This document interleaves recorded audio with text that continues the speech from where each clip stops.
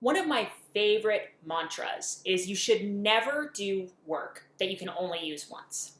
And that's why I'm so excited for this special guest interview today.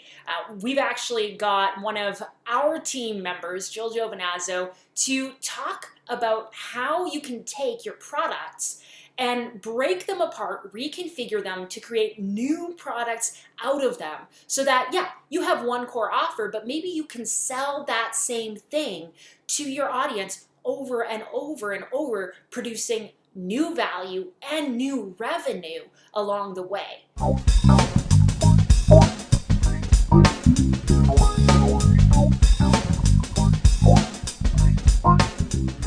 So Jill, as I mentioned, is a member of our team. She focuses on technical and growth operations. She's one of the consultants, also happens to be my partner in business and in life. And I'm so excited. You guys are going to love this conversation. We're actually going to take you behind the scenes of one of our products and use it as an example for how you can take something you've already got and create additional offers and additional value out of it. All right, Jill, are you ready to do this thing?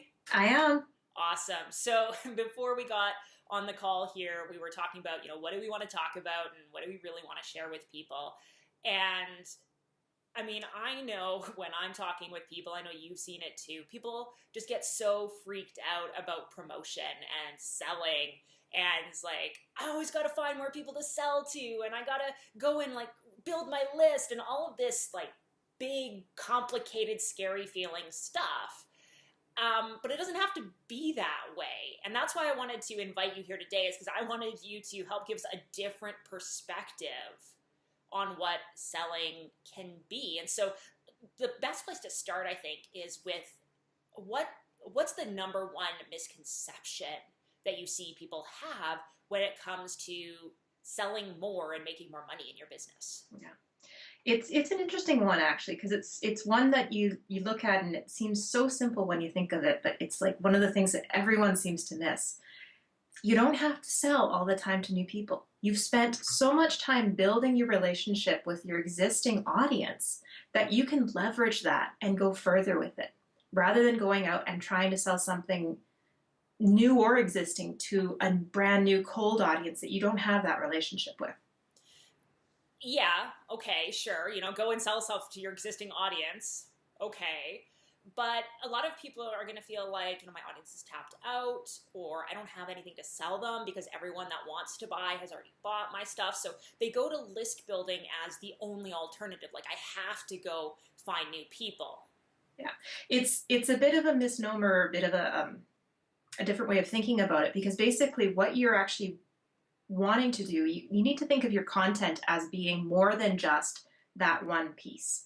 We've talked a lot about, cursive expertise and building blocks to finding, that next level of knowledge and understanding.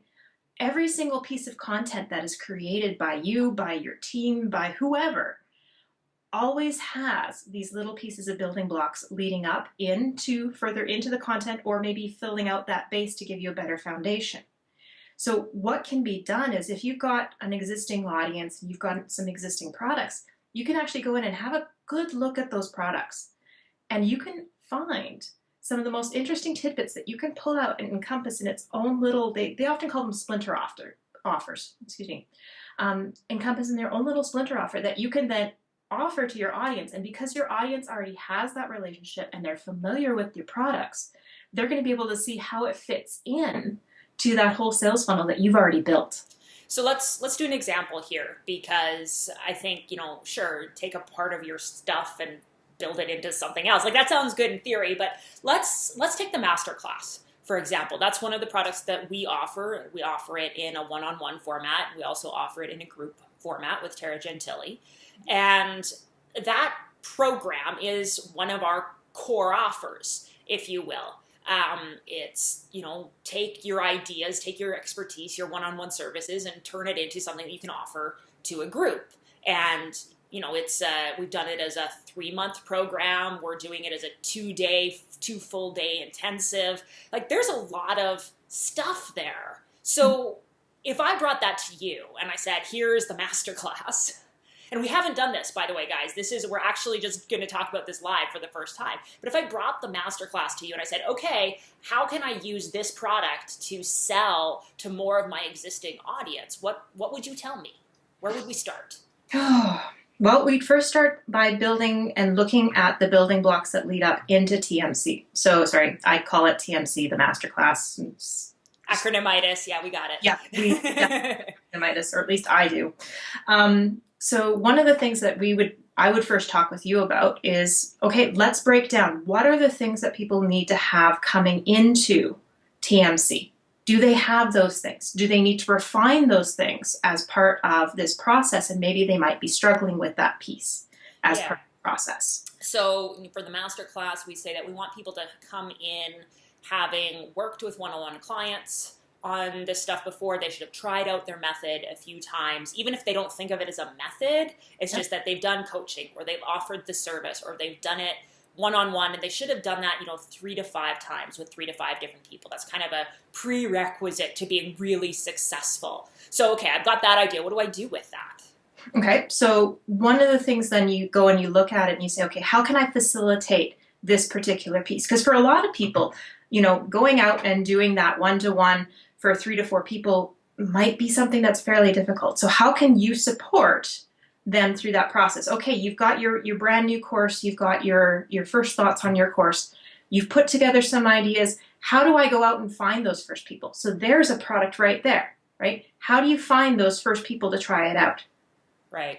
And that's also interesting because that's actually the first exercise that we do in the masterclass. I mean, it's a little bit different because in the masterclass, of course, we're doing it for a group, but one of the first exercises we do is what we call the perfect participant. I mean, you know this, but I'm telling this to everyone else who's watching. We do the perfect participant, which is really figuring out what the goals are of someone that would be coming to this program so that it makes it easier to sell. And I can see where we could use that to help people. It's the same process whether you're selling one-on-one or to a group, is like, what's their goal? What's the thing they really want to accomplish and achieve?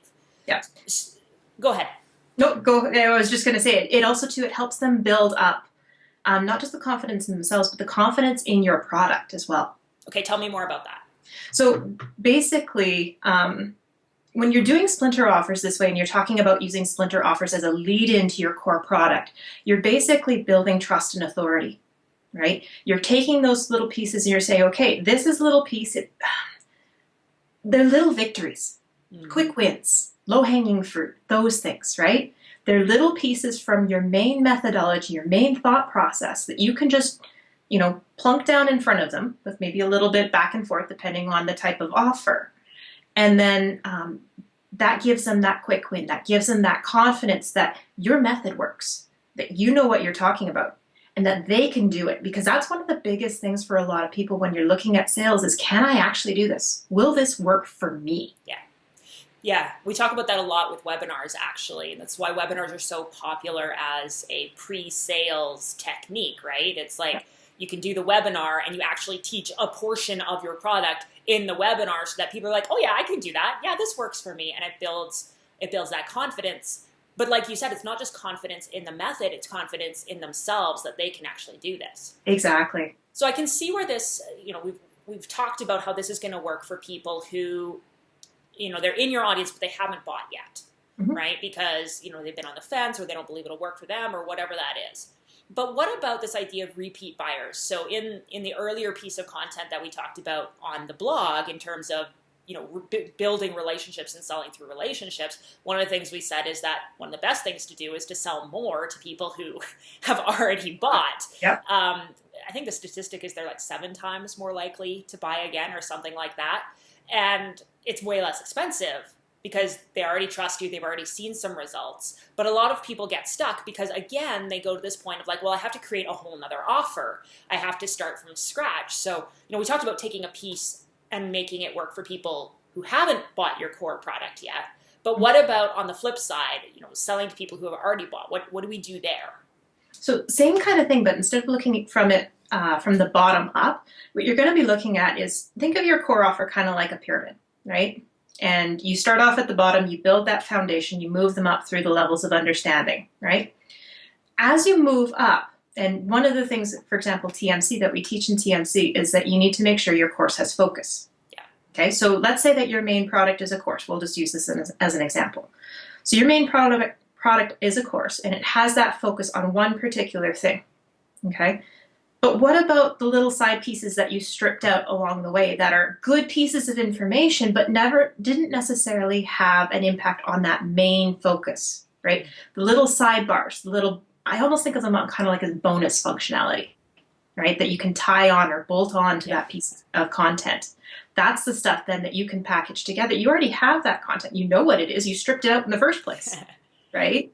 To make that first course work. But now you can take and package it up as a smaller piece and say, okay, here's an add-on.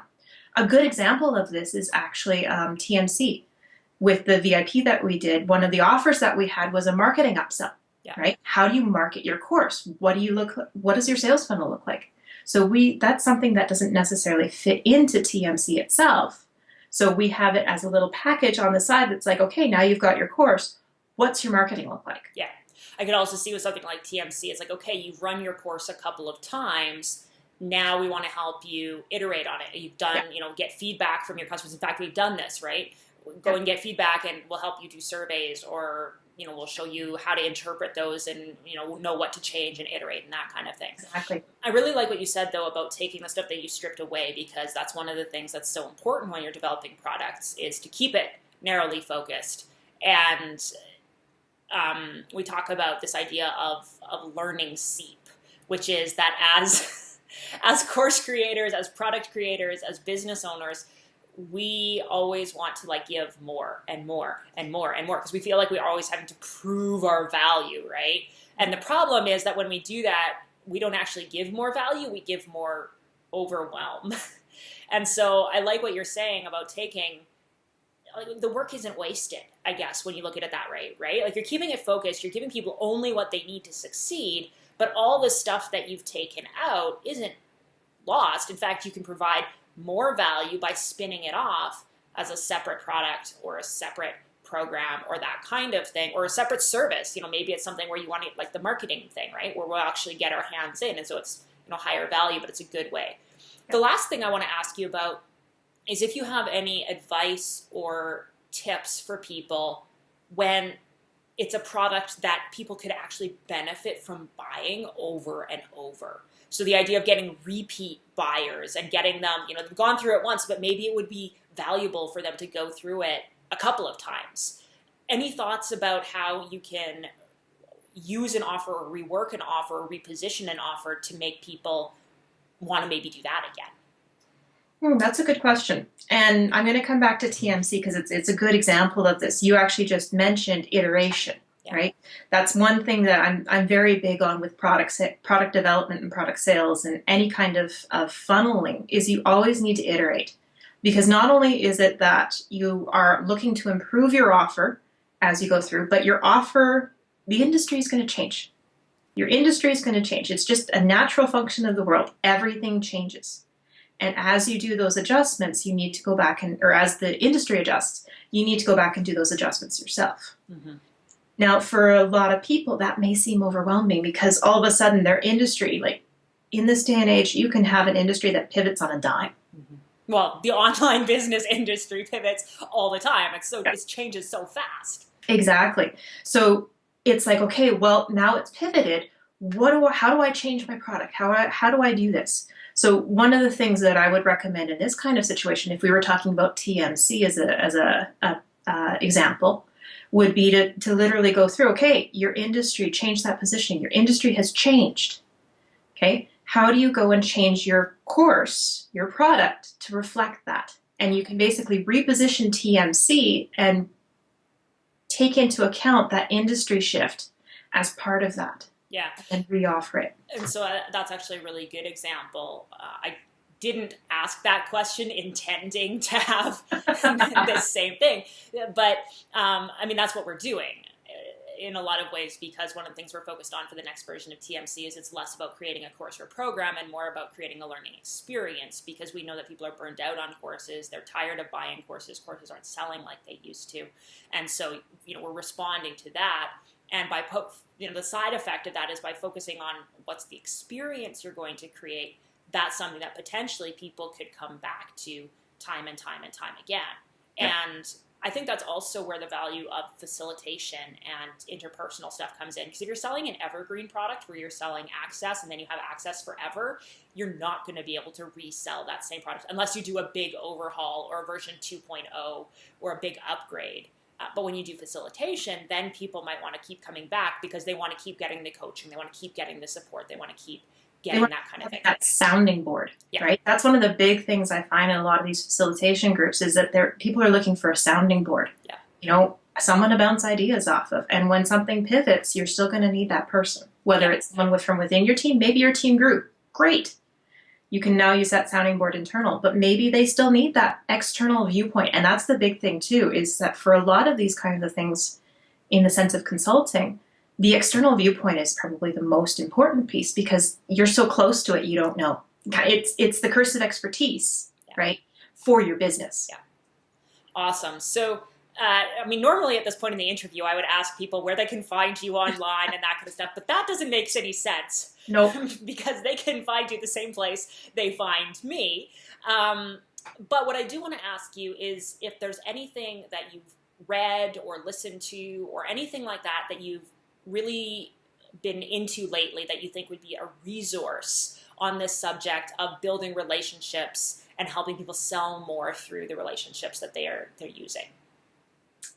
Probably the most recent example I have right now is I've been looking through a lot of digital marketers content, and they're really big on focusing on the relationship of between you and your audience, mm-hmm. and how you can build that to get into a sales funnel with them. So that would be the ones I would recommend going to right now. All right, and that's digitalmarketer.com. I think if you go to their homepage, they have a start here link that kind of is a good dive into point. Yeah, they've got a lot of different stuff, but for the most part, it tends to focus on in the background, that relationship. So even if you're looking at Facebook marketing, that kind of thing, they tend to have that there. Awesome. Another resource that I've just been going through that I would toss in, I've been reading the book Insight Selling, and it's really, really good in terms of looking at the sales side of how, what actually helps make the sale and how your relationship and how you can use relationships to do that. So there's 2 recommendations for all of you. Jill, thank you for talking with us and walking us through all of this and doing some brainstorming about how we can potentially do more with TMC too. That's why we wanted to do it this way, was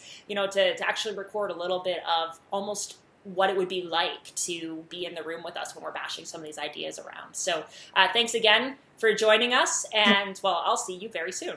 Yes, have fun.